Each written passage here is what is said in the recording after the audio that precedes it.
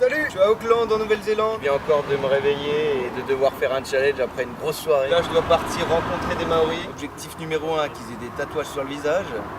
Alors ça, c'est pas dit. Et objectif numéro 2, trouver un petit village où on peut un peu comprendre la culture. Pour y aller, je vais y aller en stop. J'ai jamais fait de stop de ma vie. Puis, où est-ce que je vais exactement? Je sais pas. J'ai une pancarte qui indique le sud et tous les gens qui vont là, ils me disent qu'ils vont au nord. Ça y est, c'est mon premier stop et elles vont m'amener un peu plus dans le sud de la ville où là j'aurai un peu plus de chance.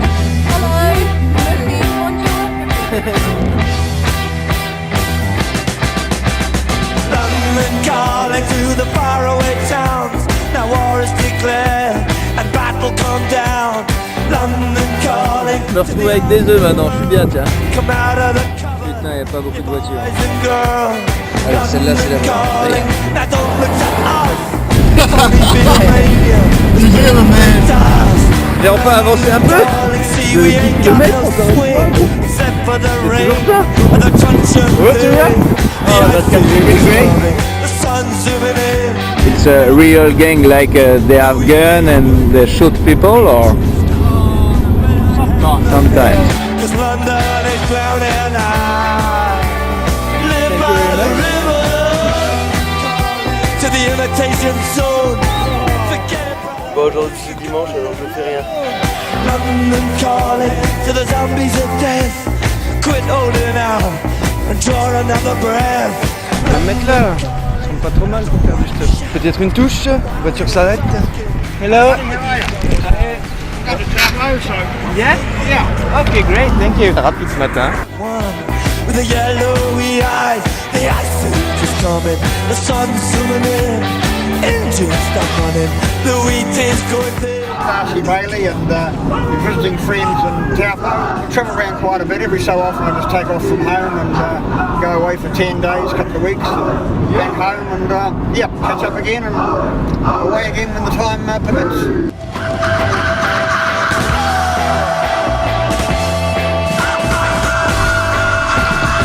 Tellement cool le mec. Here in New Zealand, I have to spend time with Maori people. Place called the House, which is up on Spa Road, just around here, I think. I know there is not a typical village and typical way of life for the Maori like that was before, but I want to make a report about how do they manage to keep their culture. Over at the college crossroad there, Yeah. they've got a marae there and also a Maori class. Do you have few contact with some Maori family who can be able to host me just for 24 hours? I'll take you up to my place, but my place is a bit chocker at the moment. Cet après-midi, là, à 1h30, j'ai rendez-vous avec un des profs et je vais pouvoir lui poser pas mal de questions. Oh, this is a classroom of the... Okay. Without chair and table? Yeah, we'll just sit ourselves down.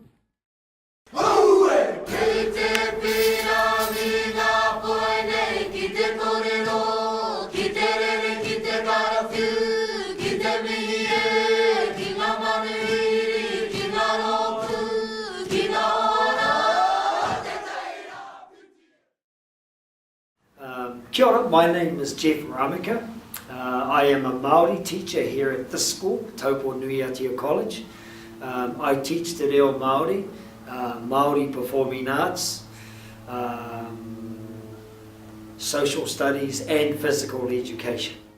Why are you doing many tattoos on your body when you are Maori? Our young people are really embracing the tattoo, and you might see that with a lot of our rugby players. They've got their arms tattooed, and sometimes we get a little bit annoyed with it because we want them to think about the tattoo as being something important to their culture, not just something nice to show off. The facial moko has a number of aspects to it. If you see the lines on the forehead, they talk about your genealogy or your status. The lines on your actual cheekbones. Tell us a little bit about your parenting. The right hand side of the face represents the father, and the left hand side of the face represents the mother. Any markings around my jaw and this side of my face give you an indication as to my profession or what I do. I could be a hunter and a gatherer. I might be a school teacher, which I am. So I might have a symbol that represents my ability to teach or to pass on knowledge. Just say to me when I met you, you have some tattoo on your body. I do. I will show you some of my work. Yeah. The first pieces of work are this one here, my shoulder, and it's done in a number of designs, which this design here actually comes from my marae, the marae that I was taught. And then I have some designs on my back here. Now this talks about the mountains of my district where I come from, and the designs themselves actually run all the way down into my legs and down into the bottom half. These designs down here talk about how the fire came to Aotearoa, and in particular the fire, the volcanic activity. You, Maori people, are totally integrated to the society. Because of that, do you think your culture and your tradition are going down? When the British first came to Aotearoa, they had a huge impact on our people. Initially, the contact was very good, but after a while, the contact started to turn sour, because once the British had enough people in New Zealand, they basically took control of our country, and that's when our two peoples began fighting with each other, because they wanted Maori people to adopt the European or the British ways. And our people, for a time there, thought that that was the right thing to do. But unfortunately, we were beginning to lose our identity. And our old people saw that and decided to fight to take it back. And that's where we are now. We know the haka, Aye. the typical Maori dance, Yes. about your rugby team. Yeah. So can you explain to us what is the signification of this dance? There are many types of haka. Mm-hmm. There is the whakatu waiwai, which is a standing haka. There is the peru peru, which is a haka where you leap in the air from side to side. Now the peru peru is what we consider to be the true war dance. Now you know the haka kamate that the All Blacks do, that is called a ngeri. And that ngeri tells a story about a man fighting for survival.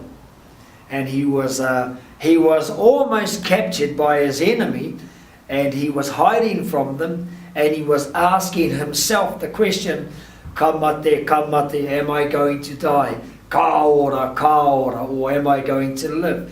Then te tangata puhuru, and he's asking, oh, this is the man who's going to save my life and make the sun shine again.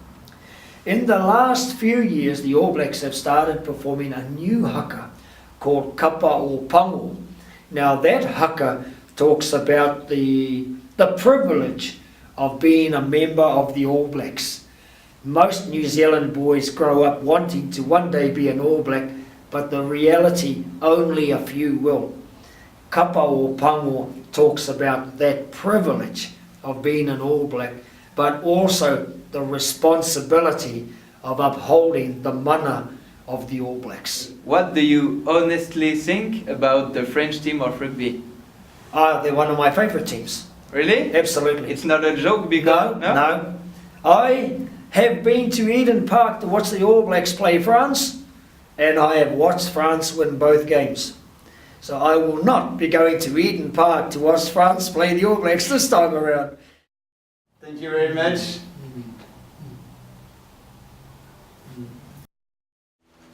Alors à la suite de cette interview, j'ai continué ma route vers le sud toujours en stop, mais malheureusement, j'ai trouvé aucun Maori avec des tatouages sur le visage qui a accepté de se faire filmer.